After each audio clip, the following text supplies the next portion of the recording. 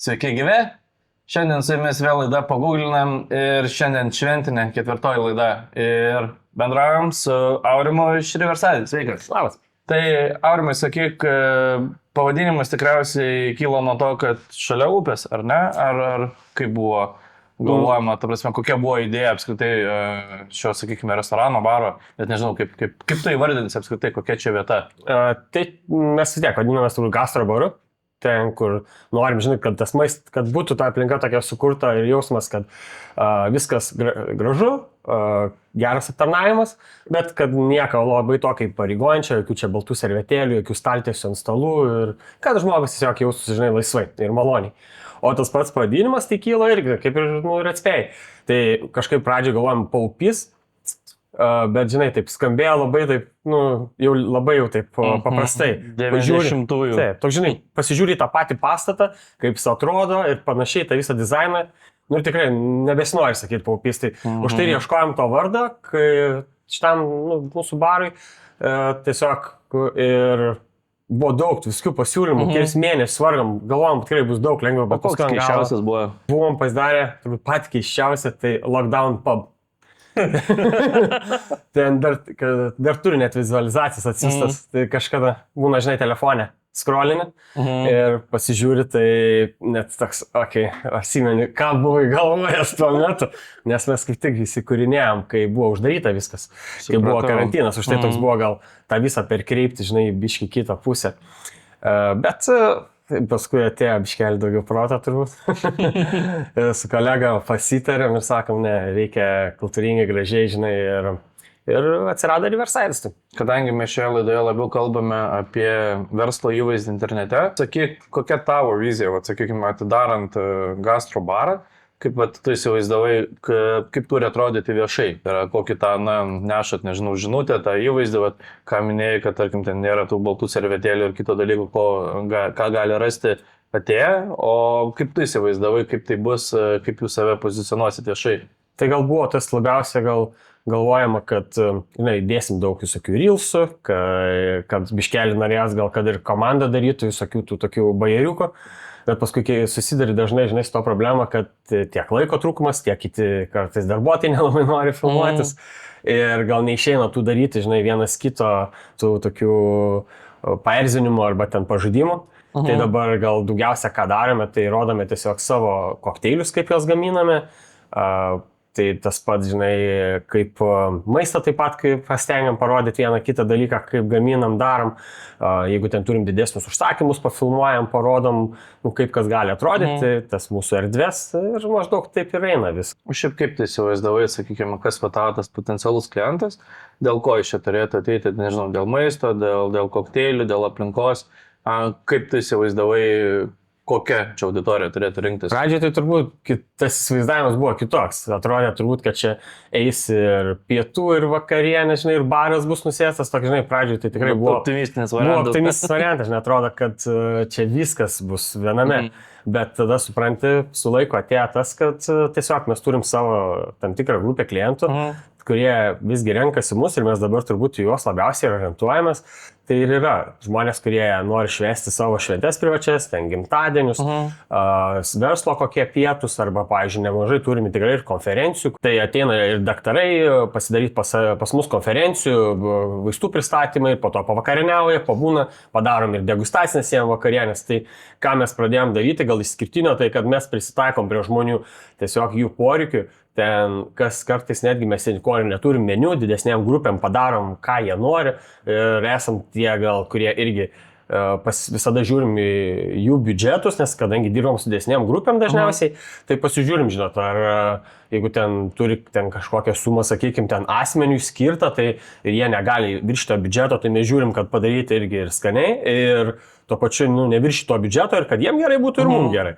Tai gal tas ir gaunasi mūsų išskirtinumas, kodėl renkasi, nes mes tokie, kaip sakau, lankstus esam, tai ir galim prie jų prisitaikyti ir jie, aišku, kartais prie mūsų prisitaiko. Tai Tai maždaug tokiu keliu ir einam ir toliau ir eis. Kiek gilinausi į paties logotipą, tai mačiau paminėta ir kad gastrobaras, ir kad kavos parduotuvė ar kažkas tokio, ar ne? Ar čia jau nuo ta mintis? Čia jau, žinai, čia va kaip kalbėjom, va ką tik, tai va gal kaip man priminė, aš buvau net pamiršęs iš tikrųjų. Pamiršau, kaip tavo logotipas atrodo. Buvau pamiršęs, gal net kaip paklausai, kokia ta mintis buvo. Tai pati pradinė mintis buvo padaryti, pati čia jau ta pirmoji, kad yra, kadangi mūsų ženklas Riverside iš viršaus coffee shop, o pačio gastrobar. Esmė buvo ta, kad kai turėjom dirbti nuo ryto iki vakaro su pusryčiais, čia su viskuo ir panašiai. Tai buvo tas, kad ateini ryte, dega ženklas coffee shop ir Riverside, nes tu gali jį reguliuoti. Ir tada reiškia, kad iki 3-4 valandos ryte teikiam pusryčius, kava, čia beigveliai, visokie, toks brančas ir panašiai. O tada po pietų, apie 4 valandą, jau išsigesina coffee shop, užsidega Riverside, gastrobaras ir viskas jau virsta labiau, jau meniu jau yra jau pritaikytas vakariniai programai. Ir kokteiliai visą kitą. Tai turbūt tai gerai man priminė, jau buvau net pamiršęs. Bet šiaip jisai iš funkcinės pusės bent jau veikia. Veikia. Ai, tik nekartą nemačiau. Viskas surinkta dabar vienu metu ir viskas, kad būtų kuo daugiau šviesos. Taip, kad įsivaizduoti, tu pats kaip ir atstovauji, ar ne, visą Riverside? Taip, mes kartu su kolega įkūrėm, tai buvau tas pradininkas, kuris kartu su kolega, kaip sakau, grįžau irgi iš užsienio, prisijungiau prie kolegos, atėjom, čia buvo, nieko nebuvo, buvo tik plytų krūva, nes buvo naujai renovuotas šitas aukštas, tai kartu išsirinkom, kurias čia patalpas norim tvarkytis, darytis ir pradėjom pabiškelį visi čia kartu taip dėlioti iš smulkių detalių. Čia aišku, nėra vieno, kad kažkokio čia mano kažko nuopelnai, čia yra vis tiek daug ir labai kolega visko darė. Šiaip už ką tu šiai dienai esi atsakingas, nes aš matau, tu visada čia kažkur esi, bet ką tiksliai darai, neaišku. Tai aš atsakingas tiesiog už visą jau restoraną, sakykime, esu tiek direktorius, tiek padavėjas, tiek barmenas. Bet į virtuvę nelenda, ar ne? Ne, į virtuvę nelenda. Gerai. Čia jau ne mano reikdysi. Vis 2 metus išėlės žadu eiti mokymų į virtuvę, bet vis nenueinu, vis atsiranda kitų iššūkių. O sakyk, kaip dėl paties įvaizdžio, nes minėjai, yra logotipas, ar ne, kad buvo mintis, kad ten bus pirmiausia kava, po to jau gastrobaras. O visos kitos idėjos, kaip keitėsi, ar ta vizija, kaip turėtų tai atrodyti, taip ir liko per visus tuos metus, kaip darbuojatės, ar kažkas vėl keitėsi per tą visą laikotarpį? Keitėsi gan stipriai, iš tikrųjų, ir pradžioj turbūt darėm irgi norėjom ten tiek tas pats, kad būtų pas mus labiau skirta didelėm grupėm, maistas buvo dalinimusi padarytas, toks, tas meniu visai kitoks buvo, eita į tokį, gal netgi, sakyčiau, tą fine diningą vadinamą, bet gal kokius metus laiko, tai bandėm, žiūrėjom, bet kadangi pastebėjom, kad turbūt to poreikio nėra tokio, nes tai yra gan labai brangu tą maistą tokį jau gaminti, tai žiūrėjom, kas rinkoje, ko reikia žmonėm, ir tada jau pradėjo viskas keistis, atsirado ir dienos pietus, ko pradžioje nebūdavo, tada pasikeitėm patį meniu, kad būtų keli išskirtiniai patiekalai, kurie prezentuoja, sakykime, mus ir ateini, tarkim, sakykime, šventę švęsti ar ten paminėti kažką ir tu gali pasimėgauti to maistu ir jisai tikrai labai kokybiškas ir daug meilės jam įdėta ir yra patiekalų, kurie yra aukštos klasės, tiesiog jie jau yra jau sukurti, kad būtų jau tokia prieinamesnė, kad dienos metu tiesiog ateitų užkas, kad nebūtų taip, kad eini ir galvoji, o ten tikrai, žinai, ten už vištieną nemokėsit, ten pavyzdys, ten, nežinau, ten 20 eurų ar kiek, kad tiesiog šiaip dienos metu užkiš skrandį, žinai, pavalgyti. Tai dabar yra padarytas meniu, kad galėtum ir šiaip, bet kada užeitų ir užkasti, ar burgerį suvalgyti. Dienos meniu, ta prasme, yra visai kitas nuo to, kuris yra vakare, ar tas pats? Taip, skiriasi dienos meniu, tai mes ten irgi turime, sakykime, tas pas mus sukurtos dienų, tie pietus turime 4 savaitės ir jas tas 4 savaitės tiesiog sukame ratu. 4 savaitės, ne 4 dienas. Tai yra viena savaitė turi savo Ar ne? Ai, ir taip sudėliota, ar ne? Taip, tai turim, sakykime, 4 skirtingus meniu visą mėnesį, vos ne kaip gaunasi, ir tada tiesiog sukasi viskas ratu. Tai dabar logotipą galima perdaryti. Dienos pietus. Dega viršai. Vienas meniu tada įžiūrė. Nubrauksim coffee shop ir dienos pietus. Dienos pietus. 5 eurų. Ar kiek tas? Šiaip jeigu nepaslaptis, kiek pas tave dienos pietus plius minus? Dienos pietus apie 6,50 pagrindinis patiekalas. O jeigu ten susriba, tai kompleksą apie 8 eurų. Tai, o šiaip, kad taip įsivaizduojate, banvežių rinkoje čia yra aukštesnė, žemesnė kaina, nes aš tiesą sakant, kai dienos pietų niekada kažkur nekeliauju. Aš manau, kad tokia gan vidutinė, nes pagrindė, kiek pasižiūri mieste, jau kur restoranai, tiesiog, aišku, aš nešneku apie valgyklas, tai restoranai, tai visur toks kainas tokias pat. Manau, čia mes vienas kitą labai gerai pažįstam, nes gan nedidelis tiek miestas, nedaug tų restoranų. Tai negalės iššokti. Negalės iššokti ir mes, manau, visi palaikom tą pačią kainą. Ten, kiek pas vieną pasikelia, tai pas kitą pasikels, bet dažniausiai tai pas visus labai panašiai. Viešai su kainomis to nežaidžia, tai yra save internete pozicionuojat, kaip minėjai, labiau ten, nežinau, maistas, kokteiliai, o ne tai, kad kaip visi mėgsta ten nusileidžia kitų žemumų, kad pas mus ten dienos pietus pigus ar dar kažkas. Tai kiek pastebėjau, pas jūs ne per tai yra einam, ar ne? Ne, pas mus labiau gal yra bandom kuo daugiau kelti, tiesiog irgi, kaip minėjau, tų video, daug nuotraukų keliam tos dienos pietų, tiesiog parodyti, kokį maistą mes darom. Mes stengiamės iš tikrųjų, ar ne, o ne kad ten išdailintos tos nuotraukos ir ten gauni kaip su Seisburger reklama. Ne, pas mus visada, turbūt dažniausiai gali pamatyti, kad ant to pačio stalo atidavimo prie virtuvės yra nuotraukas daromas arba prie baro, šalia kur gražesnė vieta ir iš karto padarom telefono nuotrauką, išsiunčiam ir keliam. Dažniausiai taip darom pas mus. Tai minėjai, kad iš karto tokios nuotraukos, kokios yra ir keliauja į socialinius tinklus, ar ne? Čia, sakykime, tikrai yra gera savybė, nes tikrai nekartą teko matyti, kad, kaip fotografuoja ir kokius atsiliepimus su realiomis nuotraukomis deda vartotojai, kai jau gauna tą, sakykime, kepsnį ar ką ten bebuvę, tai tikrai labai skiriasi. Tai čia šitą vietą tikriausiai jūsų stiprioji pusė, kad ką pažadėjo, tą ar gauti, arba ką matai, tą ir gausi, ar ne? Taip, turbūt tai ir pagrindinės. Čia, manau, nieko labai neapgausi, nieko čia neprigudrausi. Pas mus, manau, čia nėra tas miestas, kur yra daug turistų, kur tau reikia tiesiog jį pamaitinti ir pamiršti. Vis tiek, tu turi jo rūpintis, nes klientas dažniausiai vis tiek, jeigu jam patiko, jisai grįš. Ypač taip pat sulaukiam, kai būna įmonių vakarėliai, ten šventės, atsiveda vadovai savo kolektyvus dažnai pas mus, pabūna, pavalgo ir netgi būna sausio mėnesį, tada sulaukiu labai daug skambučių, kad artėja mano gimtadienis, buvom atėję pas jūs per įmonės vakarėlį, labai patiko, norim grįžti. Tai manau, tas žmogui pateikti, tiek, kaip sakai, vaizdą pateikti, tiek nuotraukose, tiek tai, ką jie gauna pas mus, kad tiesiog jie sugrįžtų, nes tai veikia. Reikia gal poros metų, kad žmonės ateitų pas mus ir priprastų prie mūsų maisto, pamatytų, ką mes darom ir tik tada pradėjo gal netgi labiau ir sektis mūsų restoranui ir pasijuto visai kitas reikalas, kai supratai, kad žmonės tiesiog ateina, grįžta ir jų ten pastoviai tie patys beveik, matai, dažnai žmonės tos pačius grįžtančius. Iš esmės, tavo auditorija labiau yra vietiniai gyventojai, jeigu taip galima sakyti, miesto svečių rečiau dėl lokacijos užsuka, ar kaip tau atrodo, ar galbūt aš klystu, kas, sakykime, pas tave pagrindas? Aš tai manau, kad dėl lokacijos, nes vis tiek mes esame biški toliau nuo miesto centro, žmonės pas mus tikrai nemėgsta daug vaikščioti, tai šitam gale gal nėra labai daug kažko, ką tu gali aplankyti, pamatyti.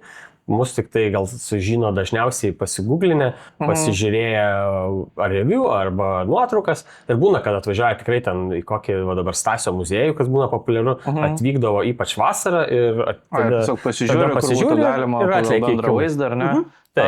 Tai gal tą progą galim paguglinti, kaip atrodo tavo verslas ir pasibandom.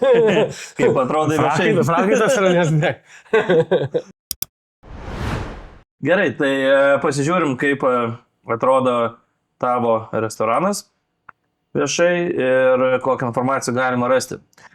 Tiesa, kažkada bandžiau su Boltu keliauti pas tave, tai visada reikia prirašyti, kad Panevėžys, nes man meta apskritai užsienio kažkokį restoraną. Tai toks, bet čia gal labiau, sakykime, Bolto problema. Tai suvedant Riverside meta tiek Google profilį, tiek Facebooką ir pasirodo net yra interneto svetainė, kas yra šiek tiek, supratau. Meniu daugiau ir nieko nesudėta. Turbūt, bet ten... Nepameni. Ne, Čia ne tavo. Čia senas, turbūt, kažkas projektas buvo. Bet jis dar yra, ne? Čia žmonės gali pasiklysti. O meniu senas? Jo, tai tenai čia nenaudojamas ir čia kažkada turėjom QR kodus pasidarę ant stalų, kad gali nuskanuoti ir nuveda tave į šitą meniu. Bet jis suindesuoja Google'as. Bet jisai čia jau senai nebeturim, tai... Tai žinot, patarimas būtų pasinaikinti. Nes gal ir nėra tiek daug, sakykime, kurie atkeliautų ir žiūrėtų į svetainę, bet jeigu ta informacija irgi skiriasi, ir kaip minėjai, vis keitėsi meniu, tai neprideda, sakykime, tame pliuso. Tai šitoje vietoje gerai, kad yra, bet jeigu nenaudojam, tai geriau peradresuoti tiesiog į Facebooką. Dažnai kas daro, tiesiog domeną pasiema, jį rezervuoja, kad kas nors kitas nepaimtų ir jeigu nėra ten poreikio atnaujinti, nėra, sakykime, galimybių galbūt ar laiko noro, tai tiesiog peradresuoja į Facebooką, Facebook'e paprašiau meniu yra pasikeisti ir pasilikti. Tai toks trumpas patarimas, jeigu bus tokių kaip aš, sakykime, kurie ilgiau pasidomės tavo restoranu, tai kad tokių dalykų nerastų. Na, o kadangi mes vis tiek kalbame apie įvaizdį internete ir kaip atrodo tavo verslas, tai galime pasižiūrėti, kad ir Google profilį, tai nuotraukos tikrai geros. Ką galiu pagirti, labai gerai, kad yra naudojami video. Tai čia tavo paties buvo kelti ar klientų? Ar negali pasakyti? Dabar, žinau, reikėtų pasižiūrėti. Mes patys irgi keliame šiaip video nemažai, bet turbūt ir klientų turbūt yra. Nes į patį Google aš neatsimenu, kad mes keliame. Mes labiau žinai... Bet čia pats prižiūri kažkam deleguotą? Yra deleguotą. Nes kodėl paminėjau būtent video? Jeigu, sakykime, mes rankamės iš keletos restoranų ir matai judantį vaizdą, tai tikrai labiau patraukia. Tai yra iš tų kelių variantų pasirinkti, kur yra statinės nuotraukos, kur sukasi viduje dar kažkoks video, tai toks šioks toks pranašumas. Tai galim pasižiūrėti, koks bendras vertinimas. Matau, kad 4,6 yra ir gerų, ir blogų atsiliepimų. Galim vieną iš jų aptarti, tai matau netgi ir su pačia nuotrauka. Tai pakomentuosiu, gal žinosi tą situaciją. Linėja yra palikusi komentarą. Prieš mėnesį esame lankėsi ne kartą, visada viskas buvo puikiai, bet šį kartą labai nuvyliau. Valgėme steiką, tragedija, mėsa nesukramtama, medium buvo nedakeptas su daug žalios mėsos, pilnai keptas taip pat buvo žalias, dėja nuotaikos sugadintos, likome nepavalgę. Pagrindinis patiekalas buvo vienas brangiausių iš meniu, dėja net nuolaidos negavom, net atidavė pilnas lėkštas. Buvo pasakyta, kad nuolaidos netaikomos už blogą maistą. Ir yra keltos steiko nuotraukos, kur čia dar reikėtų ginčytis, ar jis normaliai iškepęs ar ne. Mano akimis atrodo gal ir neblogai. Ar atsimeni šią situaciją? Gal tikrai ten detaliai aš neatsiminsiu šito, bet daug prabėgom tik tai. Galiu pasakyti taip, kad su tais turėjom vis meniu šiaip turėdom visada steikus ir turėdom antrekotus.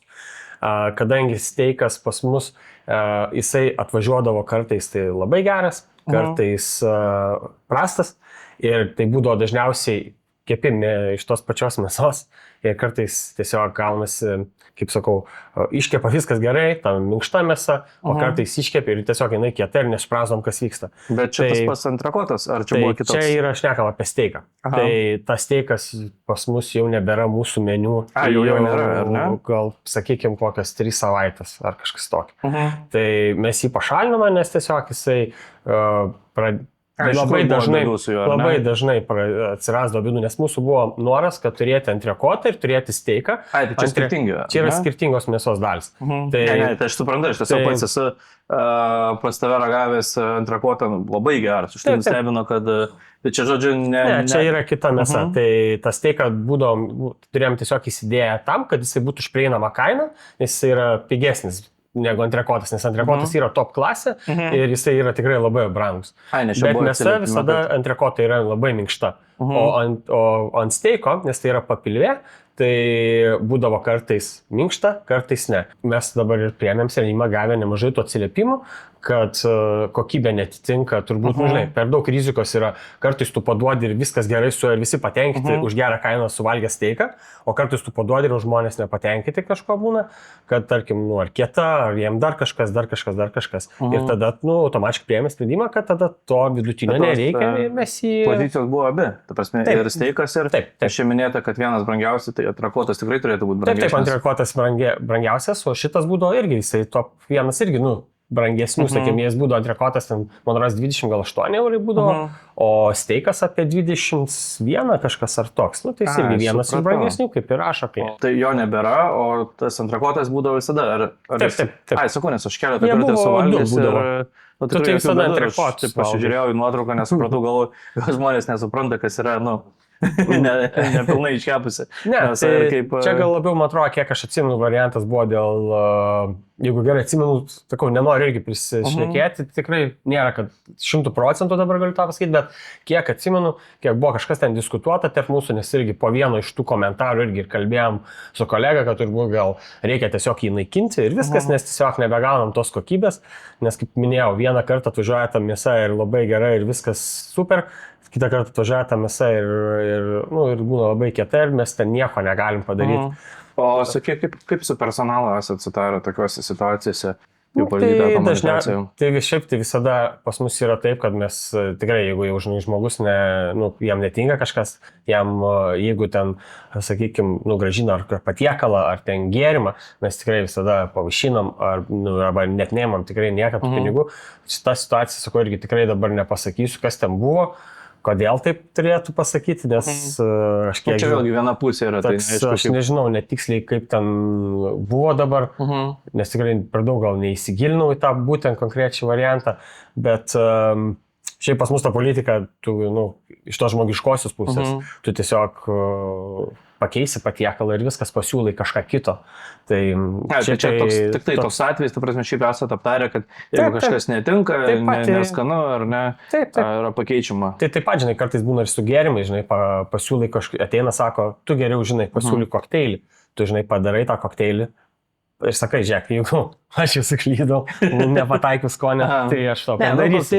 Tai taip pat ir su maistu turbūt irgi taip pat ir darom.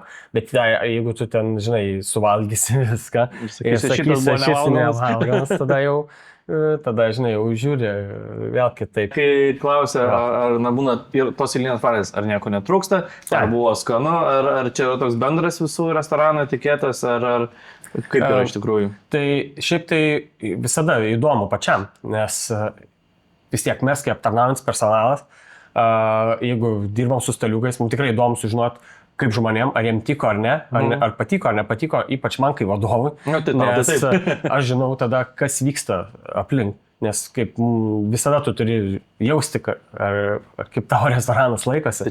Tai man tai nuoširdus yra ir aš to tikrai visada labai noriu.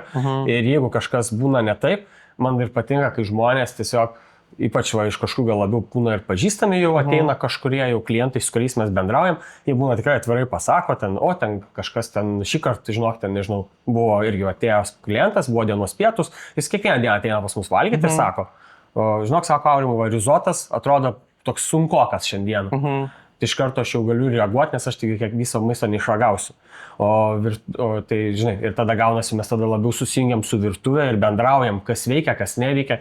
Ir tie atsiliepimai mums padeda. Žinai, o kai ypač pagiria, kas nors sako, labai buvo skanu pas jūs, žinai, paglos ir savimylė. Tai toks, sakyčiau, nuoširdžiai vis tiek. Tavo atveju, tai, sakykime, tikrai ir jaučiasi, kiek esu lankęsis, kad tie klausimai yra, nuoširdus ir iš tikrųjų domisi. Tai čia gal, sakykime, bus labiau ne tau, o žiūrovams, kas turi panašius verslus. Tai, kad aptarnaujantis personalas bent jau pabandytų atrodyti, kad, iš tikrųjų domisi, nes tikrai buvo tokiu atveju, kad klausia, ar buvo skanu, mato, kad ten beveik nesuvalgyti ir net neįdomu. Tai matosi, kad nuleisti iš aukščiau, kad tiesiog turi paklausti. Tai čia, ką tai duoda, kaip ir Aurimas minėjo, Tai yra geriau žodžiu išsakyti ir išsiaiškinti situaciją, kad ten tas rezultatas per kietas, ar kas ten bebūja, tai yra iš tikrųjų nuoširdžiai pabendrauti ir gauti grįžtamą ryšį, negu apsimesti, kad tau rūpi ir paskui prisirinkti tų pačių atsiliepimų, kur labai žmonės jaučia tą nenuoširdumą. Tai aš manau, kad tu keliauji tikrai teisingų kelių. Tai labai matosi tiek dėl paties įvaizdžio internete, neskaitant interneto svetainės, kurią reiks ištaisyti. bet su pačiu aptarnavimu, tai manau tikrai turi gerą komandą ir šitoje vietoje yra viskas įspręsta, nes, atsakau, kiek man pačiam teko lankytis, atrodo, kad jiems iš tikrųjų rūpi. Tai arba jiems iš tikrųjų rūpi, arba esat gerai sutarę. Tai ačiū dar kartą, Aurimai. Ačiū tau labai, kad atvykai. Ir susitinkame kitoje pagurginoje laidoje.